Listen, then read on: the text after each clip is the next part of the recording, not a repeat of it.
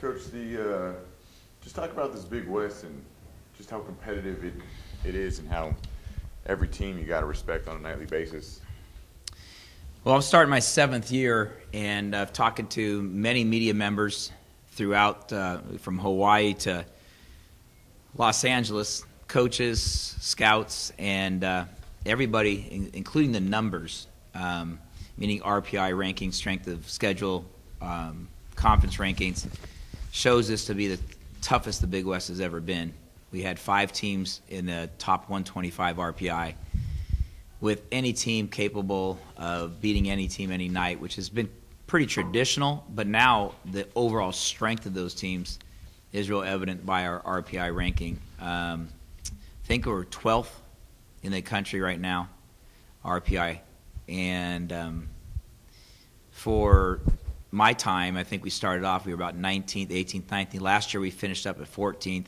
So to nudge that forward again is a real credit to the coaches in the conference, the talent in the conference, the consistency of what we're doing, and the challenge that we have ahead.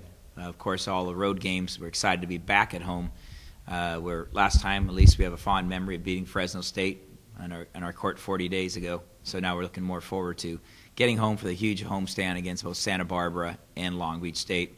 2 traditional powers, top half of the conference, both of them for the last 5 years. Coach, how's Brian's shoulder? How's Joel's ankle? How's Rich's nose? Brian's doing better. Brian moved really well today in practice. We had morning practice, so that was beneficial. Get guys a little bit more rest. Rich Shipley's wearing a mask and went through full practice today. Didn't shoot well at all. We charted out all the stats, and he really struggled from the field. And Joe Awich was only able to practice partially. We did some conditioning and some weights before practice, and that kind of stagnated. He's going to be in a very tenuous situation for the game. He did play some minutes for Hawaii, and it did puff up.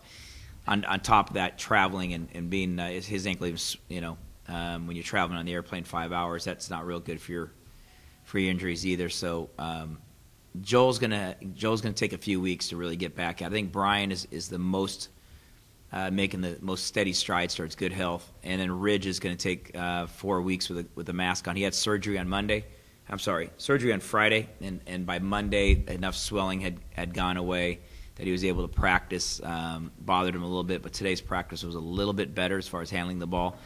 But anybody who's ever put a ski mask on or anything else knows that the hockey mask, it does affect your vision and your confidence as far as shooting goes. So we'll use Ridge on a basis as we see available, how well he is available and confident how he's doing in practice. So we'll play all 3 of those guys under the basis of how well they're going to do and how we're doing, how badly we need them each game. So with two of your 3 top scorers with injuries on a need-to-play basis, just talk about the depth of the team and the clientele that will have to step up and perform this week. Well, I've always been adamant at trying to play 10 guys during the preseason. I think it's important that you try to force your hand and develop a bench during the preseason precisely because of these situations. I've never had a year in which everybody's been healthy all year for every play of every game. So with that notion, you have to understand that's why we gave Jalen Shedd quality minutes early on in the year, because we knew that we'd somewhere along the line naturally need him, and now we need more minutes out of him. Nice to get Josh Martin eligible as a transfer. He's got a lot of rust off him over the last couple, 3, 4, 5 games, and is showing more consistency. He got in foul trouble, but his offense looked much better. He was smoother. So we got more minutes out of him with Joe Awich being limited. Josh Martin has stepped up and given us some minutes. And, then we're trying to get everybody else into maximum shape and conditioning. And, that's what a team is. A team is the next man up, and I don't care if it's a Super Bowl or the Sugar Bowl. It's all comes down to next man. Somebody's going to be injured. Someone's, always somebody's going to have foul trouble. Or somebody's going to be zoning and someone's going to be trapping, so they change your lineup. So, at the same time, Santa Barbara's going through a few injuries. I think they lost one of their kids. Will be out for at least 2-3 more weeks. So, that's the fun part about it. It's reality sports. We don't get to do redos. This is real life, and we have to all deal with it. So every coach is dealing with it. Just kind of your thoughts on the last few weeks. One of your last 6. obviously the record's not pretty, but are there any positives you can take from these last few weeks? Oh, so tremendous positives. The only negative really is we suffered a few minor injuries to slash mid-major injuries, but we've played better. We've kept our emotional stability, and we've kept our positive attitude. We've kept a great work ethic in practice, and we set the schedule up. We've never had a very strong preseason record. We play such a tough preseason record. Santa Barbara's 6-8. Long Beach State's got a losing record, I believe, going into conference play. I think Santa Barbara's 6-8. We're 6-8. We're both 0-1. We both lost at Hawai'i. I mean, so the positives are you don't get to take your record with you, and you don't have to. If you got a winning record, if we were 12-2, you don't have any wins when you start conference. So the only thing you really want in conference is preferably good health, great health, but great attitudes and great energy, and feel like you're better now than you were a month ago.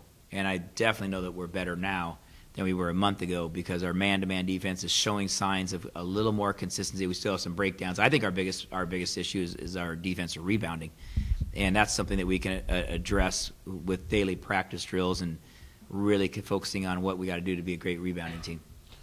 Coach, kind of going back to how competitive the Big West is, Santa Barbara coming up, it seems like it's a tournament game this early in the season with the rivalry and all this sort of stuff. Talk about just how they're playing, how it's exciting. Your first game back home, it's against Santa Barbara, and I'm assuming you guys will be fired up. Well, there's three things that are great about it. First is of course Cal Poly Santa Barbara game, blue-green rivalry game.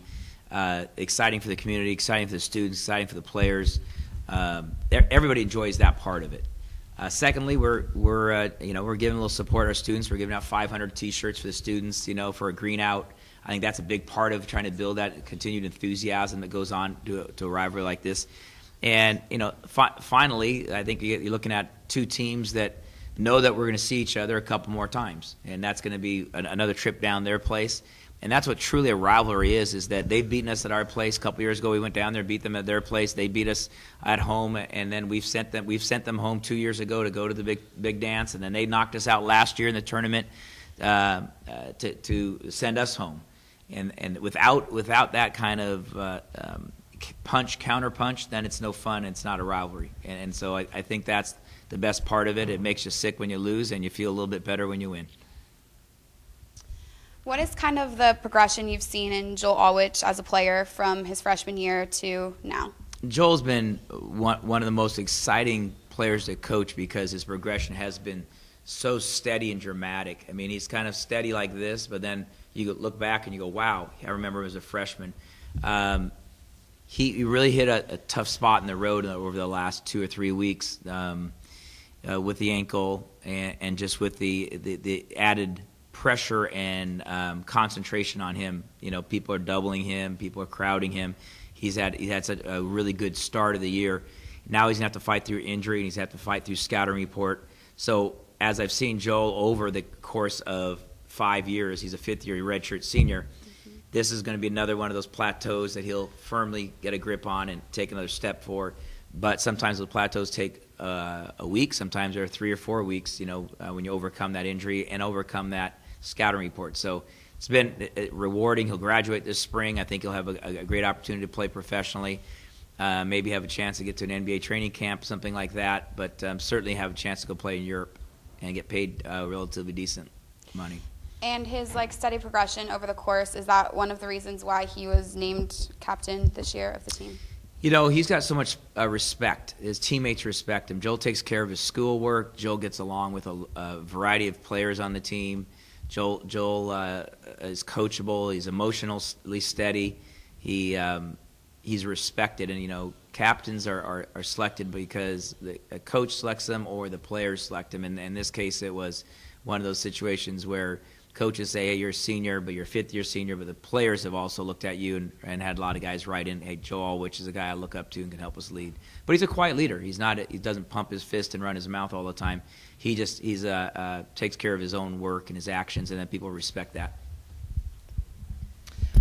Going back to Thursday's game, there's always a lot of hype with like the Blue-Green Rivalry series and everything, and every year it sells out. How important do you think it is to have like the student community like involved and cheering on the team? Well, I think there's two reasons why it's so important for the communities. It's great memories for our team and what it does to build that rivalry, and it helps an overall program, because when recruits see that, they see that enthusiasm that goes along the gymnasium in Mott Gym.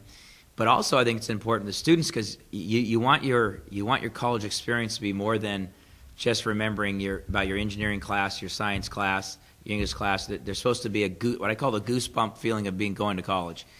It's a goosebump feeling is when you beat your rival, and you get excited and you get to pump your fist for Cal Poly. That's what makes those memories last a long time. Is getting out of the cerebral side of your life and getting into the emotional side of your life is really what the passion that we want our student athletes to have on the court, but it's also what we want our students to have that are watching the game. We want them to feel like they're participants of the game and how much they affect our game in a positive way.